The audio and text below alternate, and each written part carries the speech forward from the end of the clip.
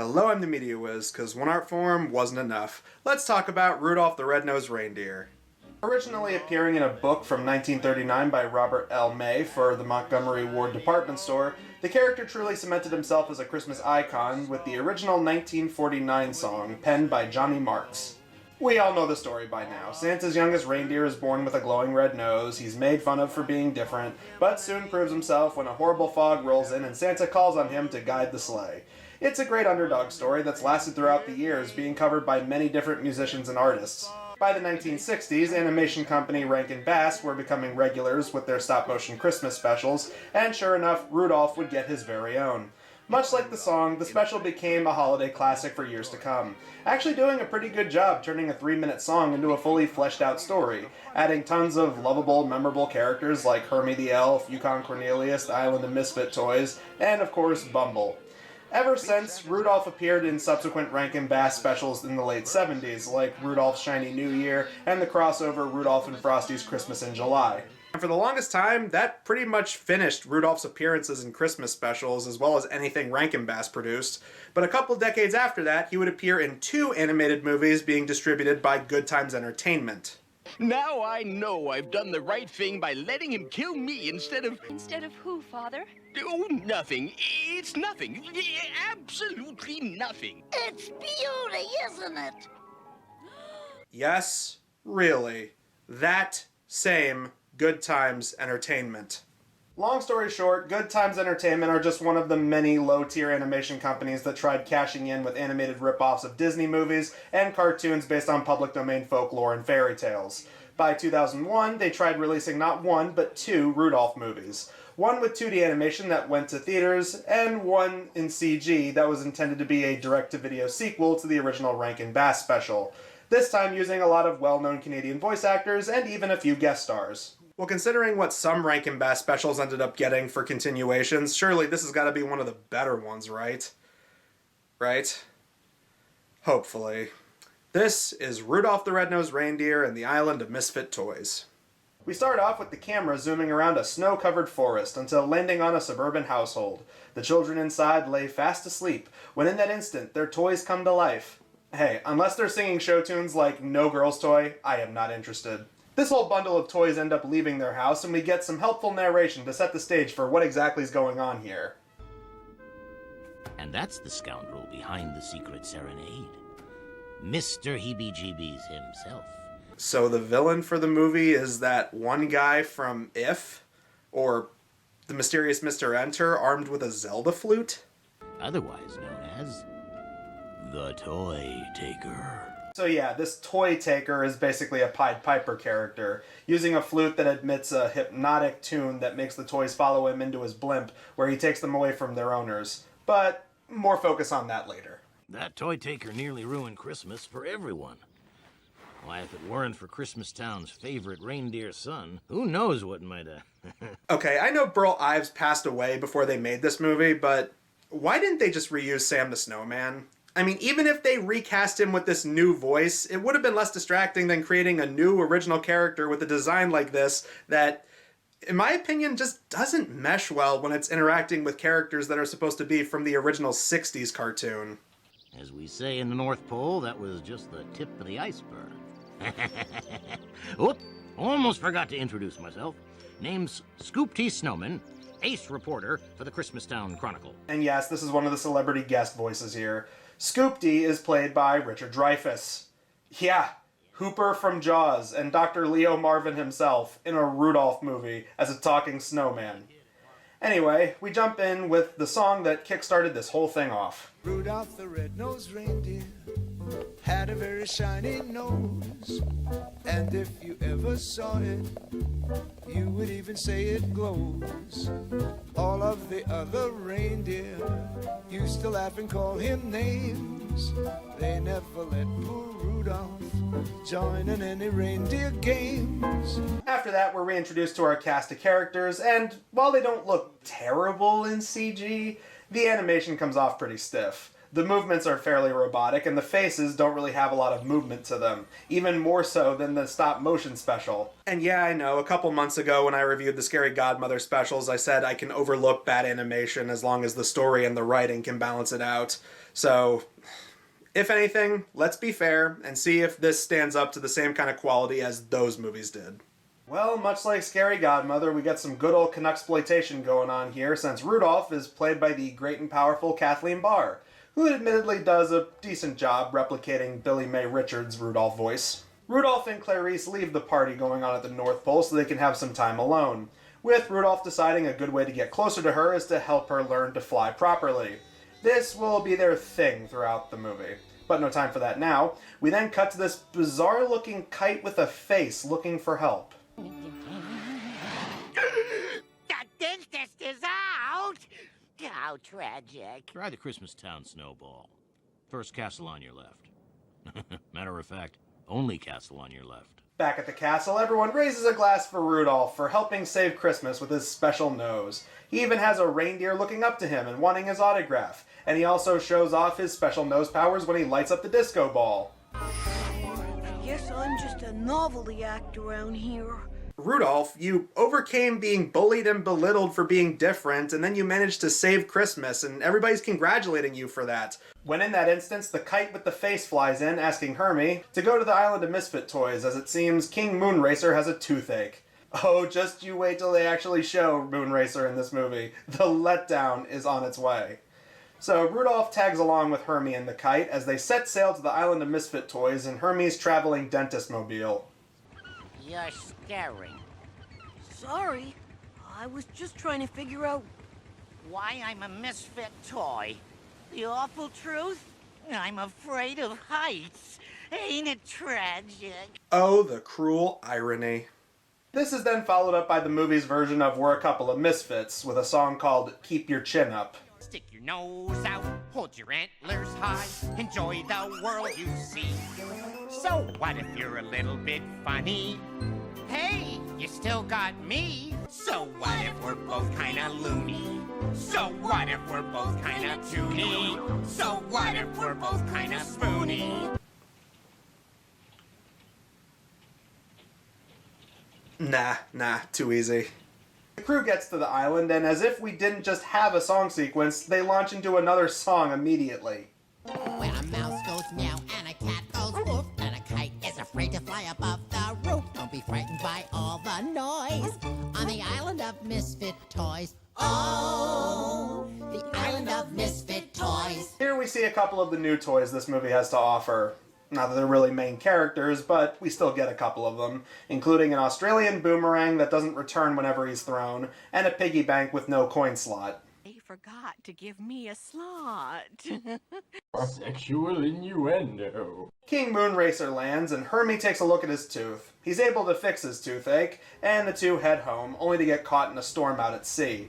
They end up capsizing into an iceberg, and they're soon brought into this ice castle owned by a faux European hippo woman played by Jamie Lee Curtis. Just because Camilla is beautiful, don't mean she's one sandwich short of picnic, darling. Oh, but you want to know what else? She also has her own song sequence, too. Hey boys, bring me your dollies. Hey boys, bring them to me. Hey boys, it'll be jolly. I can fix them with my TLC. Hey boys, bring me your patients. Dr. C is in the house. I got the cure for what ails you. Be you moose or be you mouse. You know what? I was kidding when I referenced Raggedy Ann and Andy earlier, but you know what? At the rate this movie's going, this movie's racking up just as many song numbers as that movie had. The only problem is what to do with all those toys after Camilla makes them so beautiful and fabulous.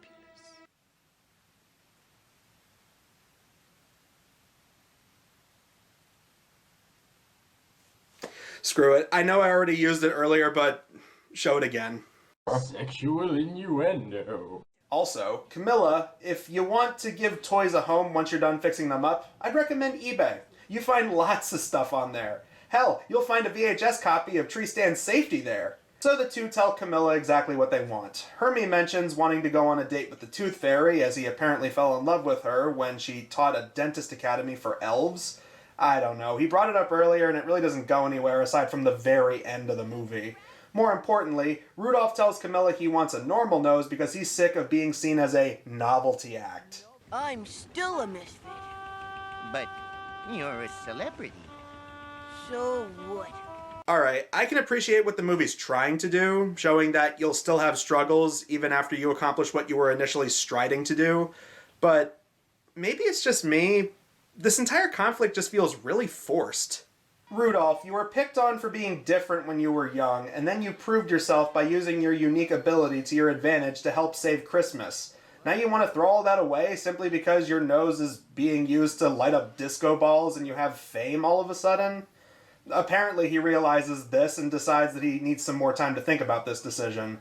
Once they get the dentist mobile fixed up, they return to the North Pole, and Rudolph continues to teach Clarise how to fly, resulting in some unfortunate results. But it seems Santa's warehouse has been ransacked and all the toys are gone, because that nerdy elf from the original, who's apparently named Hank, was reading a book and not paying attention to when the toy taker broke in the other night.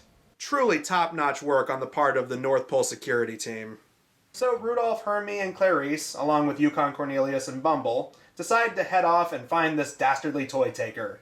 Speak of the devil, he drops off his latest steal of toys in his ice cave lair, revealing he kidnaps toys to spare them from the heartache of the children who would inevitably outgrow and abandon them. And just a couple years later, Toy Story 3 would manage to do something very similar and do it way better. Also, the toy taker gets his own song sequence. You think I'm mean and a nasty fiend, 'cause I'm known for stealing lots of toys. But close your ear to those things you hear. They're lies from sniggly girls and boys. Fun fact, the toy taker here is voiced by Rick Moranis, but weirdly enough, he doesn't do the singing voice.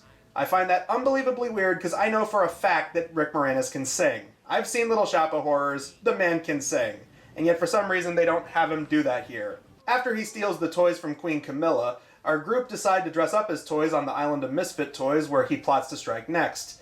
And they make it on board the blimp just fine, except for Bumble, who has to hitch a ride on an ice floe. Back on the blimp, they confront the toy taker, who quickly ejects them out. Rudolph tries to make it back on, but gets knocked out in the process. And it's here where Clarice's character arc comes full circle as she successfully flies up and saves him.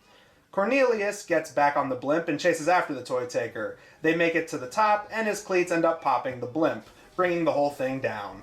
What's that behind you? Ha! I ain't falling for that old trick. Get on! Sorry, mate. Cornelius, no! Oh, brother! Oh dear. Looks like our friend Yukon Cornelius is done for. Unfortunately, I'm the narrator, so I refuse to get involved with any of this. Oh, geez. Oh, that's not good. Oh, never mind. He's fine. Bumble ended up catching him. The toy taker parachutes down and flees into the peppermint mine. Hermey tries flying the blimp, while clearly not being able to see over the wheel, but Bumble manages to save them in the nick of time. Rudolph and Clarice chase after the toy taker in a mine cart, and the movie just turns into a 4D show for a little bit. Ultimately, the carts go off the rails and they manage to corner the toy taker. So now let's see who the villain really is.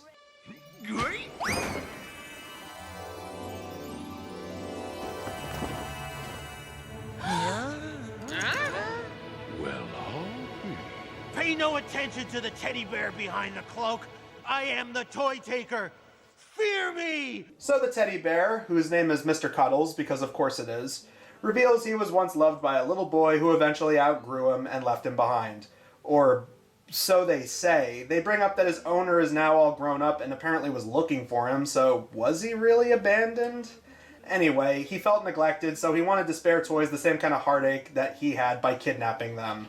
It doesn't really make a whole lot of sense. I mean, I see why he did it, but the movie's almost over. Don't think too hard about this stuff. They take Mr. Cuddles to Camilla, who fixes him up, and they return him to his owner, who in turn passes him on to his daughter. This is the happiest day of my life.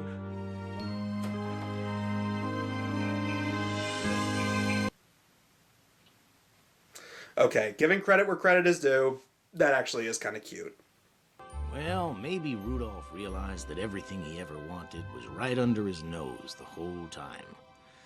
And when Mr. Cuddles returned all the toys and the elves packed Santa's sleigh, everyone knew deep in their hearts it was gonna be the best Christmas ever.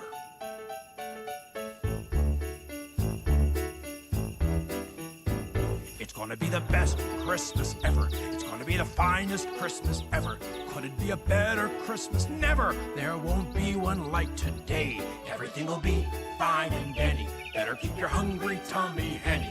Gonna let you fill it up with candy, 'cause on Christmas it's okay. So the movie ends with Hermey getting to go on a date with the Tooth Fairy, and Rudolph leads the reindeer pulling Santa's sleigh off into the night.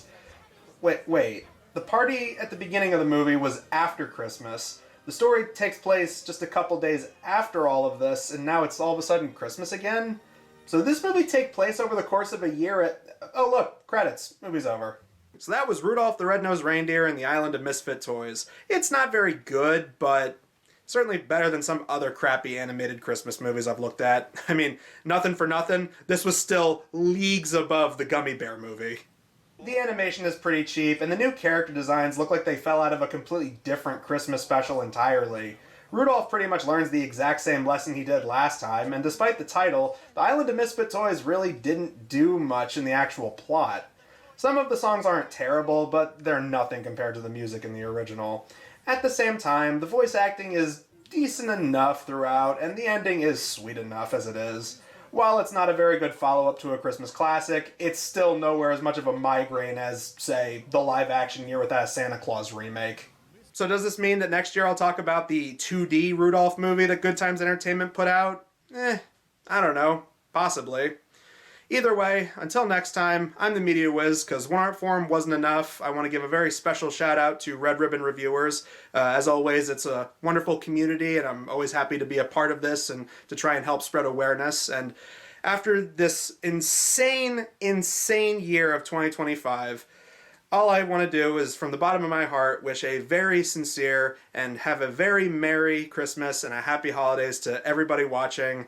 And hopefully we can end this year on a good note, because I think a lot of us need it. So, I'll see you guys in 2026. Until next time, I'm the Media Wiz, because one art form wasn't enough.